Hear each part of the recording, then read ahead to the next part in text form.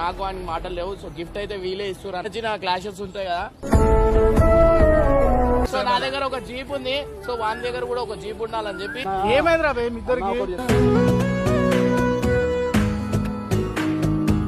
అంతా అది అయితేనే ఉంటాం మా ఇద్దరికి వేలు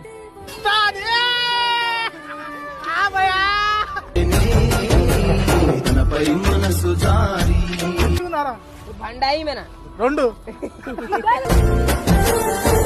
నేను తీసుకున్నా గిఫ్ట్ అన్న వచ్చేదాకా ఆయన ఏమో ఇయ్య అంటున్నాడు. అదేనా మొన్న కావాసాకి బండి ఇప్పించిన 3 లక్షలు అదే నేనే నా బొబ్బుని.